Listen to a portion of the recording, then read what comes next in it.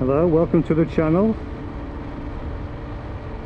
This is an update to the preparations for my R class. So I think I've done one previous video about that, and to give you the good news early on, I've passed my R class. That was Monday just gone, but it's been a bit of an ordeal. So from the last video you may have seen, I was preparing for my R class, updated you by letting you know that I wasn't successful. That was my first riding test for the R class, and explained, I think, a little bit why I wasn't successful. I took it on the chin, fair comments, and you don't expect to pass first time. So I booked in for a 1 month later, which was December the 29th of 2021, and I wasn't successful again. Now, prior to that, when I did actually not pass my test the first time around, I did mention to my original instructor that when I was ready to take my test in about a month's time, about a week beforehand or so, I would let him know to continue tuition. And unfortunately, he never got back to me when I got in touch with him. No messages, so I don't know what was going on there. So I had to change assessors, and with this assessor I have been successful with passing my test. However, the test back in December, I'm quite a laid-back person generally, but when you think some wrong has been done against you, I will say something about it. What happened on that day was a bit bizarre. So 29th of December, Christmas holidays, not many people on the roads. I was on a 60 zone. It was a multi road, so 2 lanes left going that way, 2 lanes to the right oncoming. So there's 2 lanes, same direction. So we're going along the road, 60 zone, and I'd seen a car on the other side, so I'm in the right of the left lane, and the other car is on the right lane, just progressively coming up. Now, I did clock him. I'd seen him in my rear mirror, and he was just going steady away. I'm on the right hand side of that left lane, where you're supposed to be, by all intentions. And as I'm noticing, thinking that guy's getting a bit closer, I look to pull over to the left. I hear this from the assessor: "Oh, Len, can you move out the way to the left, please, away from that car?" That's not good. If an assessor has to give you an instruction like that, they deem it to be potentially an unsafe situation, and they've had to avoid an incident. When we got back to the test centre, that's basically what the assessor explained to me, saying that he didn't want me scraped up off the floor, with his actual words. Now, I actually said that makes it out as if I've been riding very unsafe, really, that there was an immediate potential hazard, an incident potential. Like I said, we were in a 60 zone. That car was slowly coming up towards my rear, and as I thought, right, I'll pull over, he didn't give me that option, basically. Also, he said I was too close to the central reservation, the white, to cross into the other lane. He said he could actually see the handlebars crossing over the white line. I don't ride that close to that. How can you dispute something like that? That's his opinion, that's his decision. What can you do? So I was rather annoyed, to say the least, how I was not successful for that one. I didn't even get to do my quick stop or O-turns. The guy just took me back after that potential hazard incident and took me back to the centre. So I was really annoyed with that one. Anyhow, when I eventually got over that, I then booked another test, which was just Monday gone. That was on the 24th of January 2022, and I was successful. However, we did have a little debate about road positioning the motorcycle on the road, because the way he was talking to me, they're very condescending.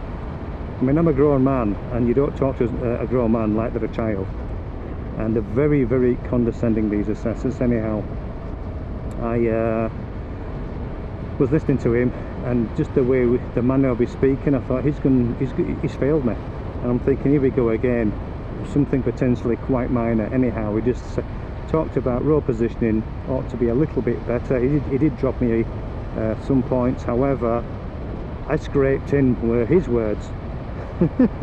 So with the R class here in WA, you can only have 2 points dropped. Anything beyond that, you've not passed, and I dropped 1.5 points, so it was a pass. So happy with that, but it's just been a bit of an ordeal with more so the assessors, their manner, you know, the way they are, the way they go about the business. They do talk about it's all about safety. I don't know about that. This is after the second test, which I wasn't successful with. My instructor actually said, the assessor said to him, "Oh gee, it's hot today, isn't it?" I think it was 38 or 39 on the day of that test. It was quite hot. I'd been already driving around on the roads for an hour and a half with my pre-test lesson, and then obviously the test, and then obviously riding back home after the test. So I'd been out about a good hour and a half plus, and apparently this assessor said to my instructor, "Oh, it's pretty hot today, isn't it? It's horrible. You want to be out of it," sort of thing. And I just think that guy looked for any slight excuse just to get back to the test centre. I mean, it sounds strong, this, I don't know, but it seemed like he couldn't be getting back quick enough to be under his little shelter, outside added, having a fag. That's the impression what I had. So I was not happy at all with how that happened, and how he conducted himself. Anyhow, so yes, I have passed my test. I didn't feel elated, I just felt relieved. Didn't feel excited, I just felt the whole ordeal was over. So now I can ride open class motorcycles. I'll let you into a secret now. I actually bought a motorcycle before passing my R class. Catherine, my wife, thought I had jinxed the whole thing. That's why I was not being successful with the tests, because the pressure was on, sort of thing, or I jinxed the whole thing because I'd already preempted passing the test. Now, I'm not an arrogant person. I just thought in time I will pass a test.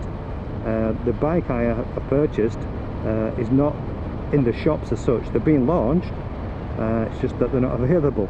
So if you have watched some of the other videos of mine, in particular to the R-Class related videos, I had mentioned there was 2 vehicles I was interested in. One being the Suzuki V-Strom 1050 XT and the Triumph Tiger 900 GT.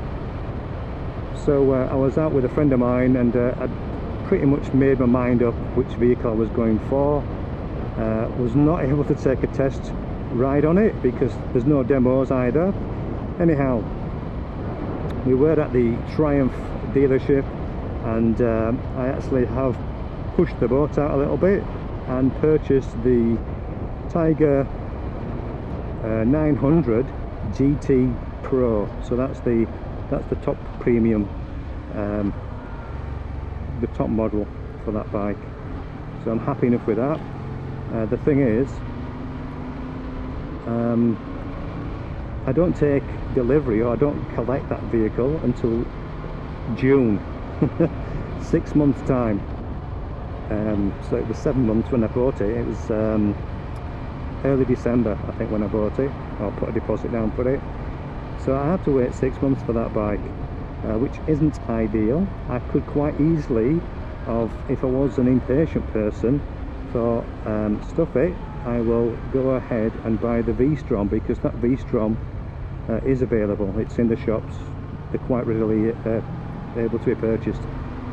But I just felt, because I actually did do a test ride on that V-Strom as well after I bought the Tiger, just to get a feel of what an adventure bike ride's like. I've never been on one, and it was good. I rode with a friend of mine who's he has an R-Class, so at the time I had my RE, I was in a position to then ride as a shadow rider from him, you see. I had my learner's permit with me, it was all legit. Yeah, I found that bike very, very comfortable to ride, really enjoyable. Brand new, of course, so it should ride nice and smooth, and it was good. The slight downside with the V-Strom, for my own taste, was there's not enough toys on it. I like a few toys on anything really. I like my gadgets, and yeah, I decided to knock the V-Strom on the head and definitely go with the Tiger. So that's where I am. I've been successful with the passing of the R-Class. It's been an ordeal. I've already bought the bike, it's just a waiting game now. In the back of my head I was thinking, well, I'm not putting pressure on myself because I can't ride my bike even as and when I pass my test until June. That was my thinking anyhow for buying it, so I just thought I've plenty of time to pass the test in. But when you get to, you know, test 3, then your confidence gets knocked a little bit in a way, and when you're thinking the assessor's going to be suggesting maybe you haven't passed your test, you start wanting to cry out loud. Anyhow, all is good, all's well. I persevered, and I'm happy with that. Alright, well, as you can see, the sun's setting. It's actually Australia Day today. It's January the 26th, so people will be having had the day off today and have celebrations. So I just thought I'd come out. It's a nice cool day today as well, lovely evening. Maybe a bit of the sunset you might have seen in the back, or a bit of the sun setting. So I thought I would choose today to do the vlog.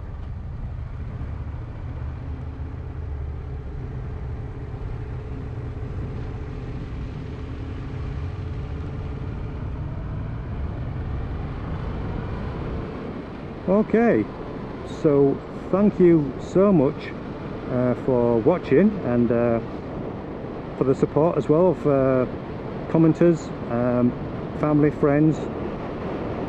Thank you for all your guidance and assistance in me getting over the line to passing that R-Class. Okay, it's getting windy now, I'm riding into the wind, so I will sign off from here. Thank you once again, bye for now.